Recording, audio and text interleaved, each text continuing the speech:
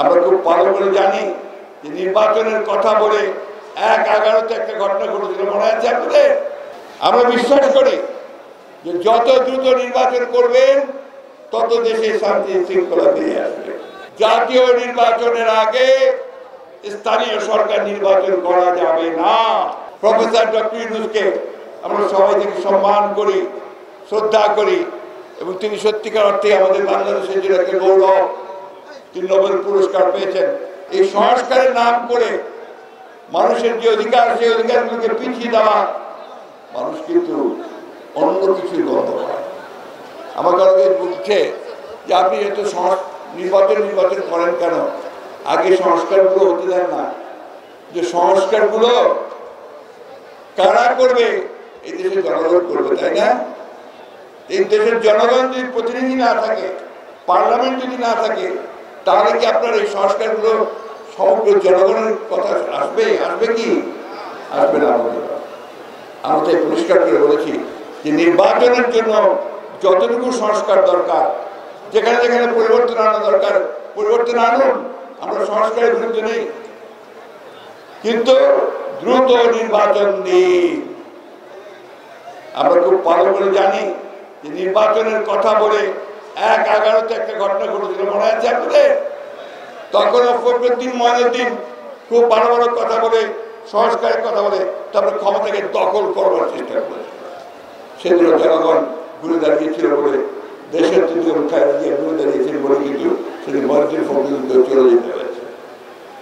আজকে পরীক্ষা করে বলতে চাই, প্রফেসর ডক্টর ইউনূসকে আমরা সবাই থেকে সম্মান করি, শ্রদ্ধা করি, এবং তিনি সত্যিকার অর্থে আমাদের বাংলাদেশের জন্য একটা গৌরব। তিনি নোবেল পুরস্কার পেয়েছেন। বিশ্বের সমস্ত নেতারা, অর্থনীতিবিদেরা, সংস্কারকরা তাকে অনেক সম্মান করে, শ্রদ্ধা করে, আমরাও করি। সেই জন্যই আপনি যখন দায়িত্ব নিয়েছেন, আমরা এইভাবে আশ্বস্ত হয়েছিলাম যে আপনি সত্যিকার অর্থেই সুবিবেচকের মতো অতি দ্রুত মানুষের অধিকার থেকে ফিরিয়ে দেওয়ার ব্যবস্থা করবেন। আমরা এখনো আশাবাদী যে তিনি অতি শীঘ্র, অতি দ্রুত একটা নির্বাচনের ব্যবস্থা করবেন। আমি আপনাদের জিজ্ঞেস করতে চাই, আপনারা কি নির্বাচন চান? কারণ নির্বাচন হলে আমরা জনপ্রতিনিধি নির্বাচিত করতে পারবো, সরকার আসবে, সেই সরকারটা হবে জনগণের সরকার, তাই না? আমাদের ভোটে নির্বাচিত সরকার। কিছুদিন আগে একদিন বলে গেলেন যে আমার ভোট আমি দেবো, যাকে খুশি তাকে দেবো, তাই না?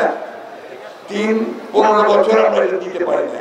আমাদের যে ছেলেরা এখন এখানে আছে, যাদের বয়স 20, 21, 25 পর্যন্ত, তারা কিন্তু কেউ ভোট দিতে পারেনি। দিতে পেরেছে? কিন্তু আমরা বলেছি ভোটের ব্যবস্থা করেন। আমরা বিশ্বাস করি যে যত দ্রুত নির্বাচন করবেন তত দেশে শান্তি শৃঙ্খলা ফিরে আসবে। এই যে জিনিসপত্রের দাম কমে না, কমবে কোত্থেকে? এখনো যে ফ্যাসিস্টের দোষরাই বসে আছে। আমাদের এক ভাই বললেন যে দুর্নীতি কমে নাই, আর কোনো কোনো ক্ষেত্রে বাড়ছে, আর রেট বাড়ে গেছে।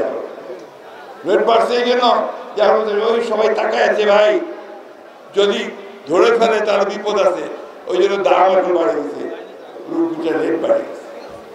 এই দিকে তাদের খেয়াল নাই, সুশাসনের দিকে যোগ দেন। আমাদের পুলিশ প্রশাসন কাজ করতে পারছে না, কেন কাজ করতে পারছে না সেটা খোঁজ করে দেখেন। আর আবারও এই কথাগুলো বলে ওই সব মানুষদের হাতে নেতৃত্ব দিবেন না যারা জনগণকে প্রতিনিধিত্ব করে না। আপনারা বলছেন যে স্থানীয় সরকার নির্বাচন আগে থেকে, অর্থাৎ ইউনিয়ন পরিষদ নির্বাচন, উপজেলা নির্বাচন, পৌরসভা নির্বাচনগুলো আগে দিতে চান। আপনারা আমার সঙ্গে নিশ্চয়ই একমত হবেন, যখনই এই নির্বাচনগুলোকে আগে করতে যাবেন, এলাকায় এলাকায়, পাড়ায় পাড়ায়, বিভিন্ন গ্রামে গ্রামে ওই আওয়ামী লীগের দুষ্টরা আবার মাথা চারা দিয়ে উঠবে না? তারা আবার মেম্বার ইলেকশন করতে চাইবে না? তারা এখন ঢুকে গেছে, এখন বেরিয়ে আসবে, আর এলাকায় এলাকায় গোলযোগ সৃষ্টি হবে, প্রবলেম শুরু হবে।